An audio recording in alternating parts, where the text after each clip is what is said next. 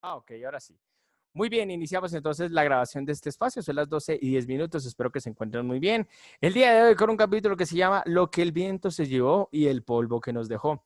Bienvenidos a este espacio de Ciencias Sociales de grado octavo. Mi nombre es Mr. Alexander Aponte Peña y ya nos estamos acercando a las vacaciones y al cierre de Colombia, pero un cierre espectacular para que te encante, para que estés siempre conectado con nosotros. Un saludo para la gente que está conectada desde Villavicencio, desde Chía, desde Cajicá, desde Barranquilla, desde La Arenosa.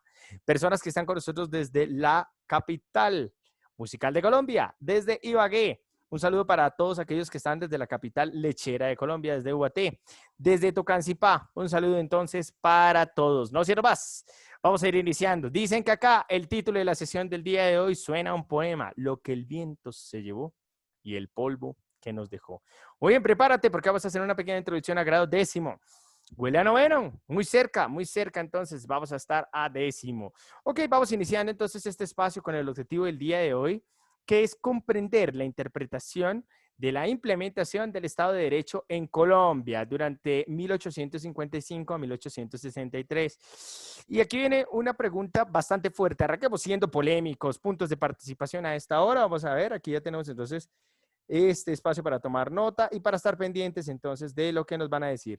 Damas y caballeros, arrancamos. Me están diciendo que eso recordó un libro que se leyó hace algún tiempo, que se llamaba Lo que el tiempo se llevó. Ay, Dios mío, vamos a revisar qué pasó.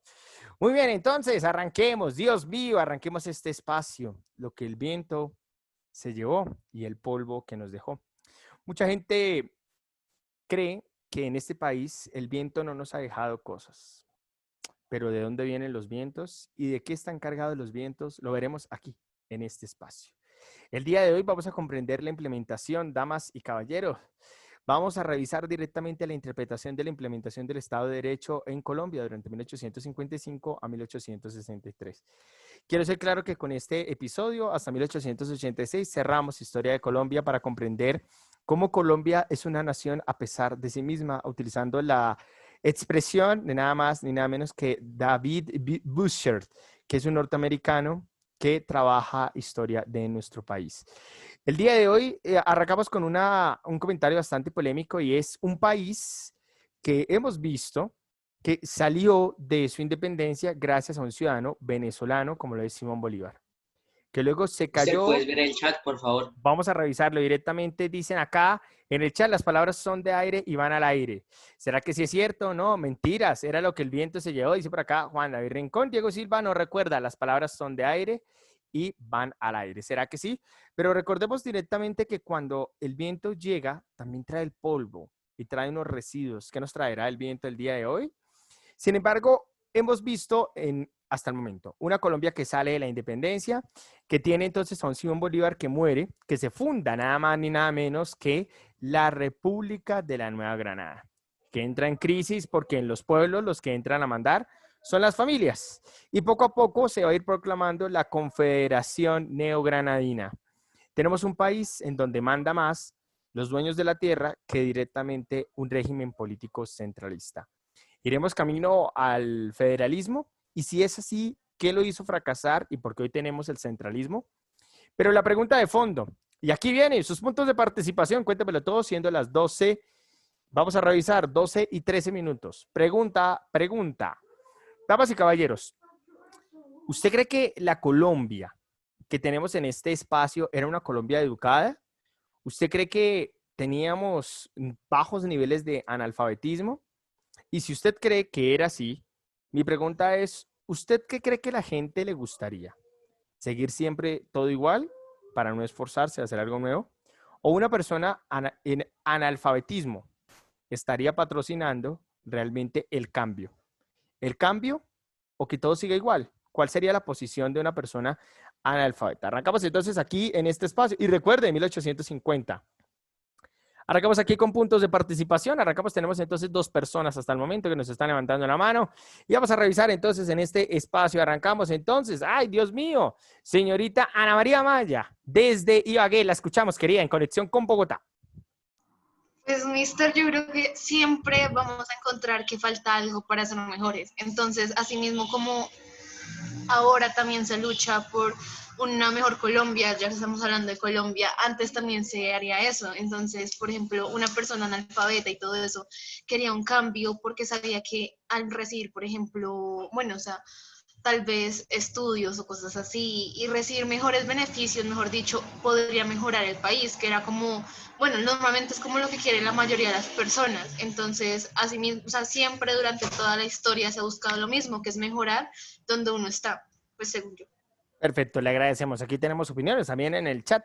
A esta hora, desde Chía directamente, Angeli Daniela Dolado nos cuenta. Yo creo que no, mister, ya que a base del mal liderazgo y la poca igualdad, no todos podían tener el derecho a estudiar. Habían opiniones divididas sobre el tema a referir. Muy bien, última intervención. ¿Quién dijo ese 5 es mío, mister? Voy cultivando desde hoy el Yo, 5 mister, para este 60. Hombre, Esteban, ¿cómo está? Lo escuchamos.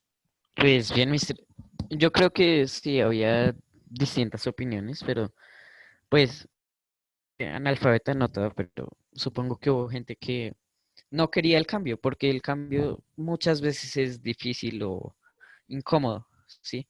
Entonces, pues simplemente no les importaba y más bien hacían otras cosas y otros que decían, no, no, no, espera un momento, tenemos que cambiar y pues eso era. Muy bien, muchas gracias por su participación. 3 personas inician la participación.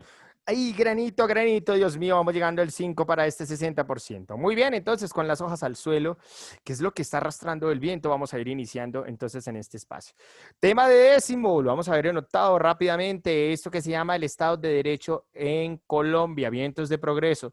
¿Será que los vientos cargados desde Europa traen para Colombia progreso? Sí, no, lo vamos a ver entonces a continuación. ¿Y qué es lo que trae? Seguimos entonces revisando entonces el chat. Aquí tenemos, Dios mío, más participaciones. Aquí queremos el 5, Dios mío. Nos dice Jorge Hinojosa. Desde Chía, desde Cajicá, desde donde estamos, por Dios, considero que representaba el cambio que se puede generar más o menos, puesto que el cambio se puede dar, pero hay gente que no cambió y sigue igual por su postura y tal vez miedo al mismo cambio. Hicimos aquí desde La Arenosa, nos cuenta entonces Amalia González. Creo que deberíamos cambiar en la educación, a pesar de que la Colombia no quiere cambiar, ya que esta educación que no ha cambiado, nada nos está fortaleciendo. Como tal, no somos independientes, que la independencia se trata sobre un país suficiente, un país en el que todos puedan vivir bien y la educación debería fortalecer en eso, pero no nos fortalece. Le agradecemos su crítica a esta hora. Seguimos entonces, saludos desde Chía, nos dicen este espacio, no te preocupes, Nicole, estamos hasta ahora iniciando. Muy bien, entonces, un saludo para todos y es que vamos a revisar qué es lo que hay desde Europa, qué es directamente lo que se trae, qué es lo que se implementa, qué es lo que fracasa y dónde está la manipulación. En esta sesión yo le voy a pedir disculpas porque hay algunos momentos en donde el mal genio a mí se me salta, porque en la sesión del día de hoy del Estado de Derecho de Colombia vamos a observar qué es lo que utilizaron los colombianos y hacia dónde pensaron su progreso. Pero una de las cosas que genera más tristeza es que cuando usted está viajando por este país, usted se da cuenta que es un discurso que está más en el papel y que no es centrado con las realidades que vivimos. Y vamos a observar realmente por qué sucedió eso en Colombia y hacia dónde vamos. Juan David Rincón dice a esta hora, debemos cambiar nuestra manera de pensar, nuestra ideología y nuestra manera de tomarnos la cultura, ya que es muy terciaria. Muy bien, le agradecemos los comentarios entonces a esta hora de la tarde. Marca el reloj a esta hora, las 12:18. Muy bien, vamos a darle clic y es que vamos a entender este espacio. Por favor, tome nota de todos y cada uno de los elementos. Esta es la explicación que uno da en grado décimo. Cuando se acaba la Revolución Francesa y tienen que pensarse un país, y después de que se cae Napoleón, y viene otra vez el tema de diversos monarcas hasta que vuelve la Segunda República en 1848, los franceses, los británicos y los alemanes empiezan a preguntarse qué debe tener un Estado y qué es realmente el camino que debe tener para gobernar. A partir de ahí van a hacer una ideología. Lo dejo aquí grabado, pregúnteme si no entiendo. Una ideología es un conjunto de ideas, unas ideas que dicen un deber ser, un deber hacer de la sociedad. Lo aplican las amas de casa, lo aplican los agentes de tránsito, los políticos, los profesores también aplicamos la ideología, porque formulamos un conjunto de ideas que muestran un deber ser de la sociedad. Frente a la crisis que tenían, tenemos ahora que construir una república, cómo gobernar sin reproducir una monarquía. Así que esa misma pregunta se le hicieron en Europa y se le hicieron en América. Y hay un conjunto de ideas que les permite organizar un menú con el cual ellos dicen, así podemos construir un Estado y así nosotros podemos gobernar. Entonces, espero haber sido claro con esta primera idea. ¿Alguien tiene preguntas, inquietudes sobre ideología? ¿Alguien tiene dudas, inquietudes sobre esta primera parte? ¿Estamos siendo claros? ¿Me confirma, por favor? Sí. Repito entonces, por favor. La ideología es un conjunto de ideas que formula, no son ideas por ideas, siempre tienen una intención y es formular un deber ser.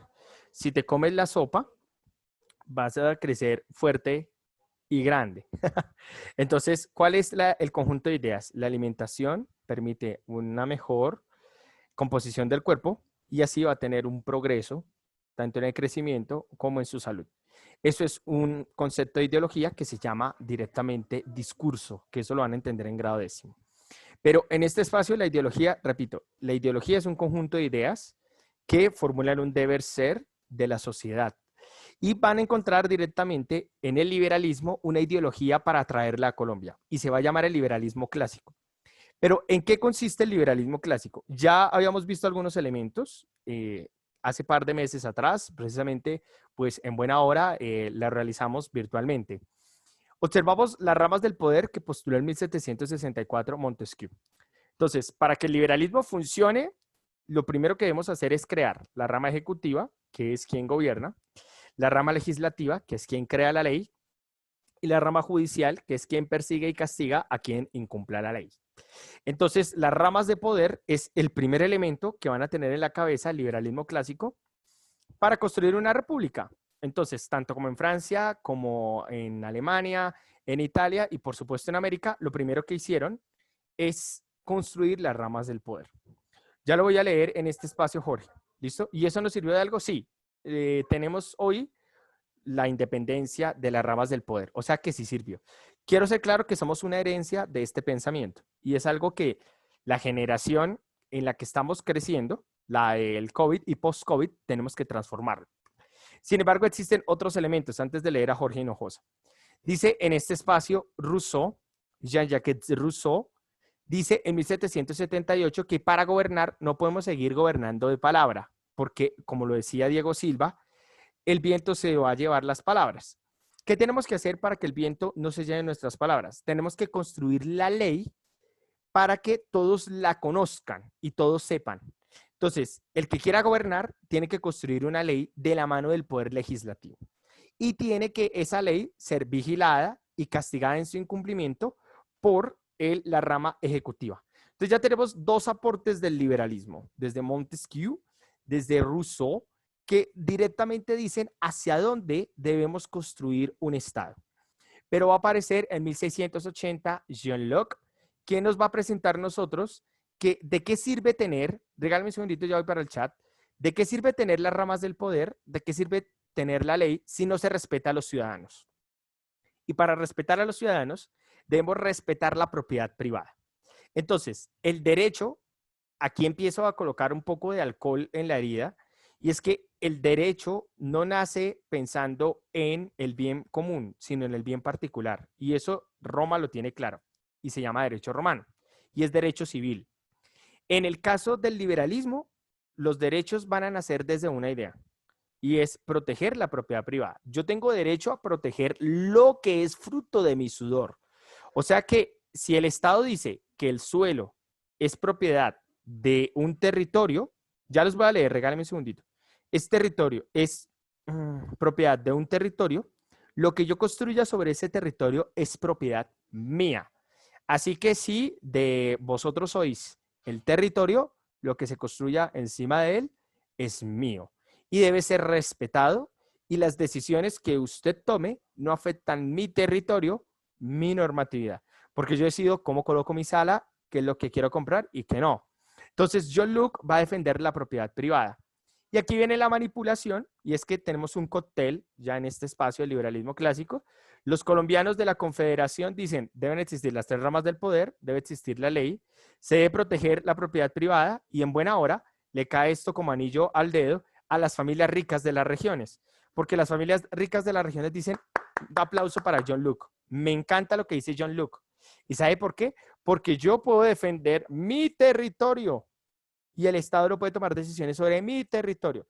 O sea que con John Luke y el liberalismo clásico, las regiones que estaban siendo dominadas por familias fueran las que obtuvieron más poder.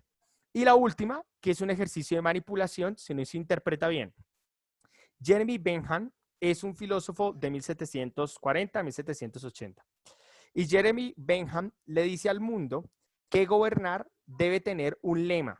Y es gobernar para producir la mayor felicidad y bienestar posible a los individuos. Entonces, yo debo tener aquí un problema. Jorge, espera un momentico. Regálame ese grito, ya voy para el chat. Quiero ser claro que es una manipulación. Porque si yo le pregunto a Juan Papagayo, a Samuel Niño, le pregunto a Joseph, ¿qué es para ellos felicidad? Y hago una encuesta para todos, se van a dar cuenta que la felicidad es diferente. Y este es un ejercicio de manipulación. Porque si yo le digo a todos que esta clase de sociales les va a garantizar a ustedes la felicidad, no le puedo dar gusto a todos. No puedo estar dando juegos todo el tiempo, ni mucho menos puedo traer invitados todo el tiempo, ni hacer canciones todo el tiempo. Significa que no estoy en la capacidad de generar felicidad para todos. Pero si yo le vendo la idea de manipulación, que en esta clase tú vas a ser feliz, que los problemas de tu hogar los vas a olvidar porque te vas a concentrar aquí, ahí yo estoy manipulando tu mente y estoy haciendo que tú digas, wow, lo voy a seguir. Entonces, ojo porque hay una manipulación en cómo se interpreta Jeremy Bentham. Y cuando existe esa manipulación, los que sí saben leer y escribir, ahora saben cómo seducir y cómo manipular más al pueblo. Y peor aún, con estos elementos teóricos de Rousseau, Montesquieu, de Jean-Luc, de Jeremy Bentham, lo que permite es que tengamos herramientas para convencer a los demás y decirles que nosotros tenemos el poder porque te vamos a hacer feliz y porque tenemos el orden desde la ley y porque ahora la justicia está escrita y es el Estado de Derecho el que aterriza en Colombia. Ahora sí, luego esta corta explicación, sé que fui muy teórico, si necesitan ejemplos y demás, quedo pues atento y en buena hora pues estamos para atenderlos. Voy a revisar entonces lo que dice el chat en estos momentos. Aquí Jorge escribe en este espacio. A ver, Jorge, ¿dónde estáis? Dice a esta hora Jorge, Mister, yo creo que en esta vida hay que tomar muchos riesgos. Muchas veces esos riesgos generan un cambio. Así que teniendo eso, yo cambiaría la primera frase por esta. Yo creo que en esta vida hay que realizar cambios. Yo estoy totalmente de acuerdo. Lastimosamente, ustedes van a salir en el 2028 de la universidad y ustedes van a encontrar una sociedad post-COVID bastante transformada. Dice Diego Silva, refiriéndose a las ramas del poder, que si eso sirvió de algo, creo que dio una respuesta oportuna. La rama judicial no mete a la cárcel a los verdaderos malos. Pero quiero ser claro que la maldad, es que usted se lo va a entender en noveno. Hay que diferenciar la maldad moral de la maldad desde el incumplimiento de la ley. La rama judicial persigue a aquellos que cumplen con la ley desde unos parámetros establecidos de acuerdo al derecho penal, derecho civil, derecho laboral.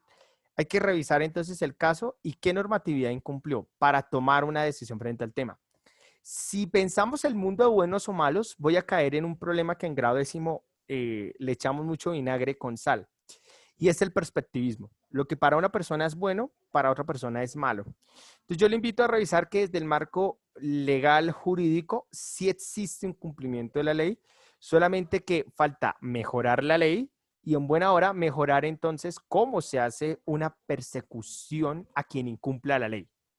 Listo, continuamos entonces, llueve directamente en este espacio. Ángel le dice, en el liberalismo clásico se generan nuevos mandatarios, leyes, etcétera. Sí, lo que busca directamente el liberalismo es construir una base, que los gobiernos sean temporales, que los gobiernos no sean eternos, porque si son eternos vamos a seguir siendo una monarquía. Necesitamos es construir un aparato, un monstruo, que llamaría, ya estoy hablando como muy décimo, que hablaríamos desde Thomas Hobbes, un leviatán, que sería aquella plataforma, aquellas instituciones, aquellos edificios con funciones que pueden controlar, vigilar y castigar, en términos de Michel Foucault, a los ciudadanos para que cumplan con la ley. Y por eso, gracias al Estado de Derecho, va a aparecer el nazismo, el fascismo, y el franquismo, que lo vamos a ver pues con más cautela en grado 10º y en grado 9º. Seguimos en este espacio, dice Diego Silva. Pero, mister, los liberales son los que luego hicieron las guerrillas y formaron el Bogotazo. Claro, pero aquí acudo a Maquiavelo. Y es que el fin del liberalismo era promover una felicidad para los individuos, promover el respeto por las instituciones y la dinámica comercial, más allá de la iglesia. Entonces, el fin del liberalismo, que lo querían llevar a cabo, estuvo por encima de su mismo fin y acudió a la violencia para poder implementar desde el uso de las armas ese discurso. Y no es solamente el liberalismo, como lo vamos a ver el otro año en violentología, conmigo o con otro docente, lo van a ver que no es solamente el Partido Liberal, sino que son diferentes los que van a acudir al uso de la violencia. Dice Angeli en este espacio, dice, el liberalismo clásico es la base del liberalismo común o el originario que vimos hace unas clases, sí, es el mismo. Y el liberalismo clásico surgieron las ramas de poder, pero con objetivos previos, más no comunitarios. Sí, o sea, quiero ser claro que los objetivos fueron propios. El objetivo de la rama ejecutiva es gobernar de manera temporal y se debe gobernar es desde la ley, atentamente al Estado de Derecho. ¿Qué dice la rama judicial? Se debe perseguir el cumplimiento de la ley. No importa quién la haya hecho en el Estado de Derecho. En el Estado Social de Derecho es diferente, ¿no? Entonces, queremos manifestar que en el Estado de Derecho se persigue la ley porque si está escrita y aprobada por los representantes del pueblo, se debe cumplir. Y se debe redactar la ley, atentamente, la rama legislativa, es pensando en el bienestar de los individuos, no del pueblo, de los individuos. Y el individuo puede ser el que tenga poder o el que no. Pero aquí hay una ciudadanía que es temporal. El que sabe escribir es ciudadano. El que no sabe escribir y tras del hecho no es propietario, no es ciudadano. Entonces es condicionante. Dice, grandes los liberales. Bueno, hay que revisar que hay unas cosas que no beneficiaron. Ángel le dice, mister, ¿es decir que se podría robar las propiedades con tan solo poner un ladrillo en la zona? Se lo respondo en noveno. No se lo puedo responder de una vez porque depende del marco ideológico, se puede definir. Desde el comunismo es legal, desde el socialismo es legal que tú lo hagas, porque la tierra no es de el propietario, sino de quien la trabaja. Desde el capitalismo es totalmente ilegal, porque quien coloca un ladrillo sobre propiedad ajena está usurpando la propiedad privada. Y desde el marco jurídico hay que observar la normatividad a quién beneficia, a quién la trabaja o a quién la tuvo con anticipación. Entonces hay que revisar. John Luke dijo, yo pago mis impuestos, déjenme quieto, tal cual. Diego Silva aquí dice que prestó atención, perfecto. Dice, la maldad, Jorge Hinojosa Sierra, y dice, la maldad es relativa, según yo. Tiene toda la razón, porque cada ser humano construye una idea de maldad acorde a sus intereses. Dice, uno no puede decir que es malo o que no. Pasa lo mismo con el bien. Tiene toda la razón. Ok, no siendo más, ya cerrando entonces este espacio, vamos a revisar entonces qué consecuencias tuvo esto en Colombia. Y es que si los colombianos ahora saben que existen las 3 ramas del poder, que Simón Bolívar las implementó, pero luego las incumplió, porque él se declaró dictador, en la República de la Nueva Granada van a empezar a construir otra vez las ramas del poder.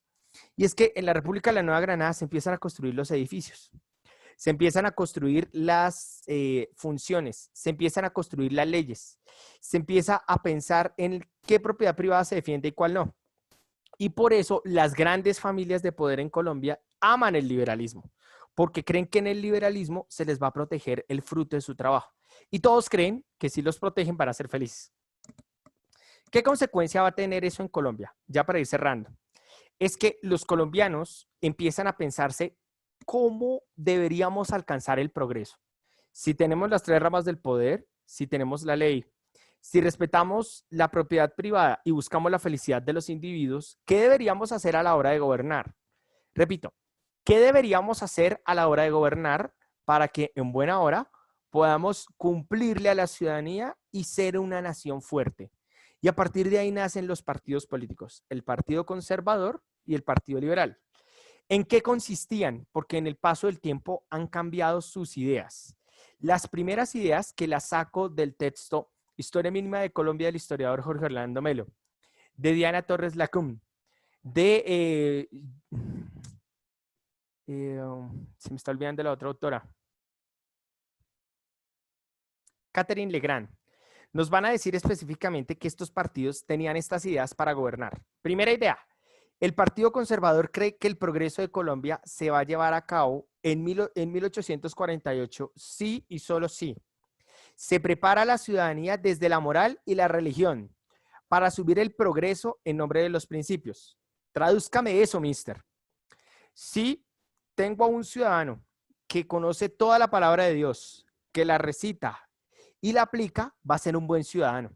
Y cuando llegue el progreso, ese ciudadano no va a buscar el pecado y los placeres, sino que ese ciudadano va a ser honesto y va a seguir el camino porque para ayudar a los demás, para realmente construir una nación, porque ese ciudadano le teme al infierno y le teme a un ser que lo va a juzgar más allá de la ley.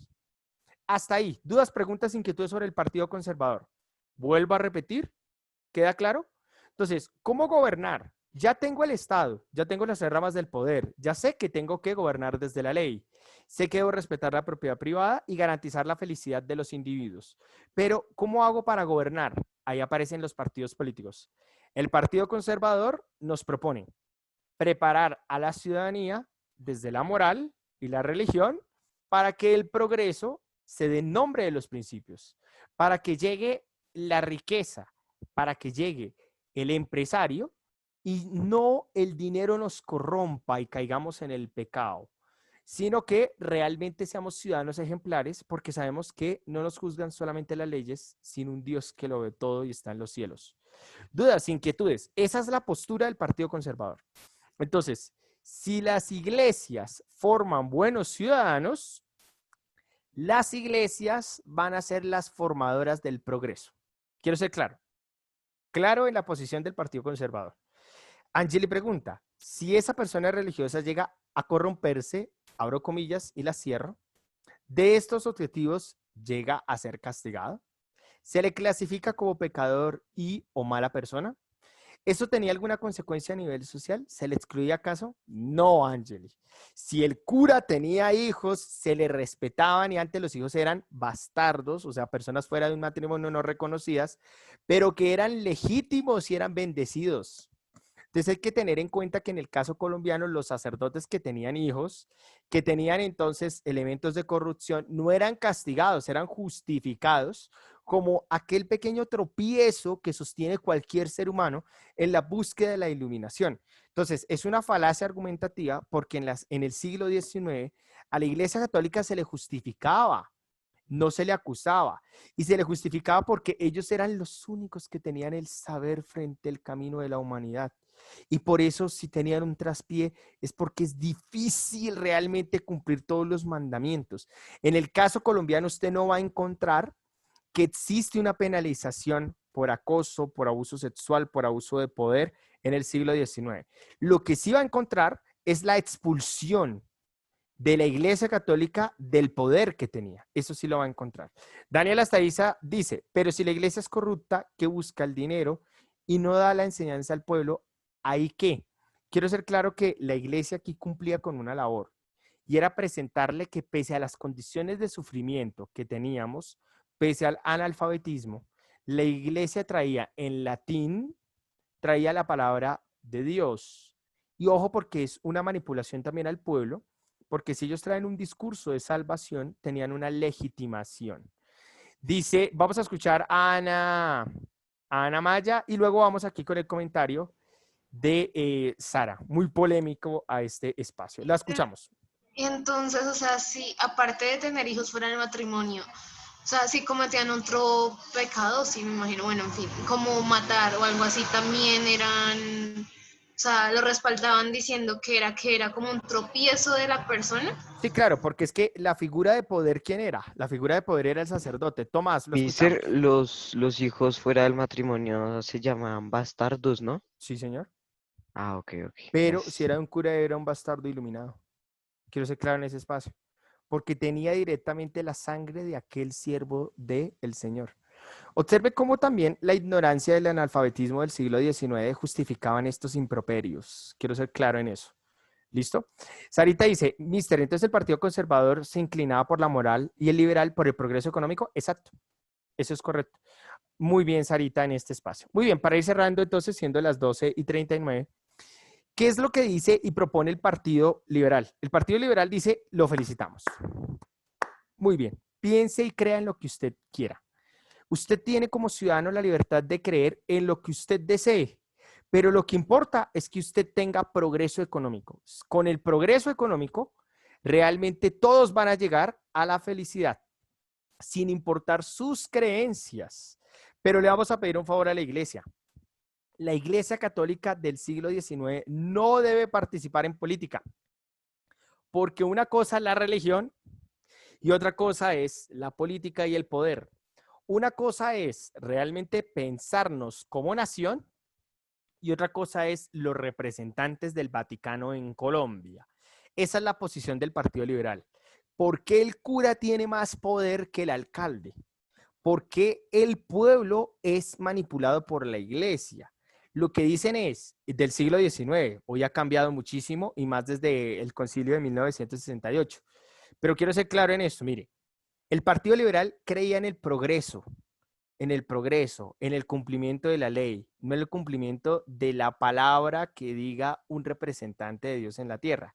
Entonces, ojo porque aquí vamos a tener ya un proceso de pelea, mientras que para el Partido Conservador la iglesia es la aliada, para el Partido Liberal en el siglo XIX la iglesia es el bloqueo, es la obstrucción para el progreso, porque no podemos realmente comercializar y generar un mayor aumento de ganancias si seguimos haciendo caso o esperando que otro ser que no sea terrenal tome una decisión sobre los mortales. Necesitamos transformar el mundo y llevarlo a cabo desde la economía. Por eso siempre va a existir una guerra entre el conservador y el liberal, porque el conservador, ¿cuál va a ser el insulto al Partido Liberal? Mojigato, ateo. ¿Y cuál va a ser la postura del Partido Liberal? Va a decirle, siga esperando que la iglesia le solucione los problemas que tenemos. Cuando en una nación atrasada e infundida en el analfabetismo y en la agricultura bastante paupérrima, necesitamos el progreso económico. Y esa va a ser la pelea. ¿Cómo gobernar? ¿Desde la construcción de la moral o desde la mejora de la economía? ¿Con la iglesia o sin la iglesia? Eso es la guerra civil del siglo XIX. Dudas, preguntas, inquietudes. Podemos ir pasando a la diapositiva y vamos a leer el chat directamente a esta hora. Dice en este espacio Ana María, mister, mi abuelo era liberal en el Líbano, pero me cuenta que en esa época se mataban con los conservadores. Y a él le tocó salir corriendo del Líbano escondido en el carro de la basura, porque si no se iba, era seguro que el otro día amanecía muerto. Tiene toda la razón, porque esto ya se convirtió en algo personal. Hay 3 temas de los cuales uno no debe hablar en Colombia. Y por eso esto es un peligro, estas clases. Uno no debe hablar de política, uno no debe hablar de fútbol, ni mucho menos de religión. Y aquí tenemos un cóctel peligroso, y es que los partidos políticos se metían con la religión. Es un cóctel de política y religión. Y eso generaba tanta fuerza que el país se dividió. Y eso es algún problema. Sí, de fútbol cuando uno habla siempre va a terminar que el mejor es este, que el mejor es otro, que mi equipo es peor. Siempre arrancan en conflicto. Y cerramos entonces con el comentario de Angeli. Le agradecemos entonces a Maya por su intervención. Dice Angeli, es decir que el Partido Liberal pensaba que el cambio no se hace solo. La espera solo trae problemas. Tiene toda la razón. Porque el Partido Liberal lo que traía es la creencia en la moral es importante, pero la moral es subjetiva. Entonces, ojo porque lastimosamente usted construye su moral de acuerdo al proceso. Es que para entender la moral usted tiene que leer a Epicuro, que es griego. Pero usted debe entender que la moral lastimosamente es subjetiva, porque como lo decía Jorge y anteriormente lo argumentábamos, lo que para unos es bueno, para otros es malo, y el juzgar es diferente.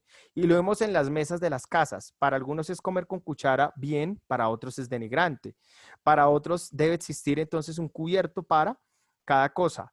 El trabajar en determinada acción para algunos es moralmente inaceptable, para otros es totalmente un acto de aplaudir. Entonces, liberal lo que dice es cada quien construye su moral. Lo que debemos pensar es cómo debemos dinamizar la economía para traer el progreso.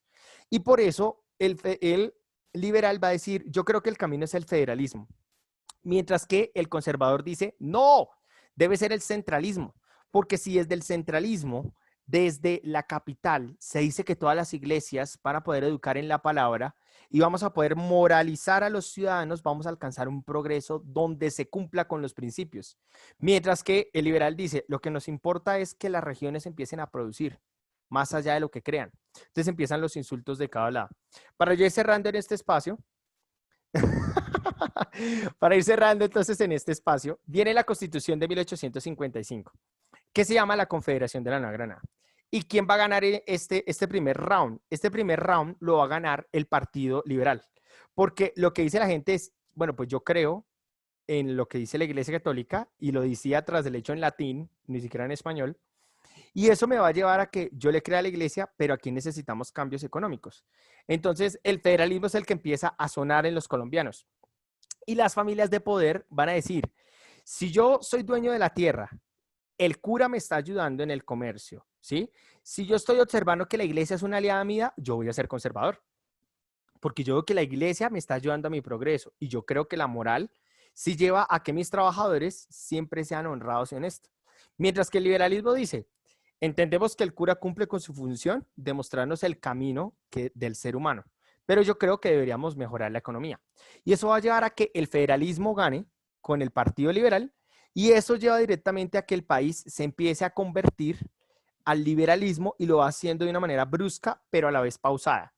Entonces, ya para ir cerrando, vamos a encontrar nosotros en este espacio el liberalismo en el poder con un general que primero fue aliado de Simón Bolívar, luego lo traicionó, luego llegó a la vejez y en 1850 empieza a subir al poder hasta que en el 55 este hombre ya en el poder y con la muerte respirándole en la nuca, este hombre decide que esas ideas europeas que el viento trae realmente las apliquemos. Miremos ahora hacia el polvo. Entonces, José María Obando dice, el progreso debe ser la disminución de los impuestos a la importación. Se llama, en economía se llaman aduanas, que son los impuestos que cobramos a los productos que vienen de otra nación. Entonces nosotros cobramos por importar. Usted va a comprar, perfecto, trae a Estados Unidos, cuando llega acá le pagamos un impuesto para que ingrese a nuestro territorio. ¿Qué pasó? Lo que dice José María Obando es que no le cobre impuestos, pero hay un problema. Por Dios, José María, hay que leer. En Inglaterra están en plena revolución industrial. Francia se está recuperando económicamente. ¿Y qué problema vamos a ver en ese espacio? Nada más ni nada menos que los artesanos producen una ruana en 5 días. Los franceses la hacen en un día, casi que en 2 horas, porque tienen las máquinas de la revolución industrial. Por eso, ¿qué ruana va a ser más barata? ¿La colombiana o la extranjera? Pues la extranjera, porque produce más a menor costo y menor tiempo. Por eso puede vender a un precio bajo. Y cuando llega a Colombia, sin pagar impuestos, el consumidor que es pobre y analfabeta compra lo más barato, porque no entiende por qué debe pagar más caro para respaldar la industria nacional. ¿Y cuál va a ser el polvero? El polvero es que los artesanos se quedan con sus mercancías y se empiezan a quebrar, porque al traer mercancías de otro país, van a encontrarlas a un precio mucho más bajo. Por último, vamos a encontrar a los esclavos, José María Obando, hasta 1955 les va a dar la libertad. Pero ¿qué le dicen los dueños de las haciendas? Lo vamos a hacer de manera gradual. No lo vamos a hacer ya. Lo vamos a hacer pasito a pasito. ¿Cómo lo hacemos? Con la libertad de los vientres. Los papás van a seguir siendo esclavos hasta la muerte, pero los hijos serán libres. Y ahí es cuando José María Obando, vamos a encontrar en ese espacio, gracias, cuando José María Obando va a empezar a equivocarse más. Porque ¿de qué sirve tener un vientre libre si se es esclavo? Y todo porque los dueños de las haciendas necesitan mano de obra y se creen que tienen propiedad sobre otros seres humanos. Y le va a decir José María Obando, para poder ganar impuestos, que los indígenas son ciudadanos. así que tienen que pagar impuestos y sus tierras tienen que legalizarlas. Y ahí es cuando José María Obando dice, esta tierra la volvemos productiva, quítesela al resguardo y empieza a cultivar. Y de aquí viene la pelea en el Cauca, en Nariño, entre el dueño de la hacienda y la comunidad indígena, porque cuando se le dio la emancipación a los indígenas, la tierra quedó en el aire y cada quien miró qué tuvo. Y la ñapa de José María Obando, y con este polvero cerramos, es que le va a decir a las provincias, hagamos un negocio, cada uno construye su propia constitución. Como es difícil gobernarlos a todos, cada uno construye una legislación a su favor, de acuerdo a sus necesidades. Y aquí fue cuando el Partido Liberal y el Partido Conservador dejaron de hablar y empezaron a dispararse y empezaron a pintar los edificios de poder de azul y de rojo en una Colombia que quedó con vientos europeos, pero lleno de polvo. Preguntas, dudas, inquietudes, revisamos. Sí, claro, ya mi bebé ya está tranquilo, ya le están dando el almuercito. Muchas gracias. Muy bien. No, ya lo tiene allí la abuelita. Muchas gracias, Angeli. Muy bien, un saludo entonces para todos. ¿Dudas, preguntas, inquietudes? Porque el Partido Conservador y el Partido Liberal, con un pésimo gobierno, mostraron una Colombia que en vez de vientos de progreso, tuvo vientos llenos de tornados. La próxima sesión, con invitados desde cualquier parte de Colombia, con musiquita. Cerramos directamente una Colombia de 1863, del federalismo al centralismo de 1886. Les agradecemos a todos por su tiempo. Totalmente, les deseamos un excelente almuerzo. Espero que hayan entendido, Dios mío, un país totalmente diferente. Feliz tarde para todos. Que estén muy bien. Un abrazo. Chao, Yuri. Que te vaya súper bien.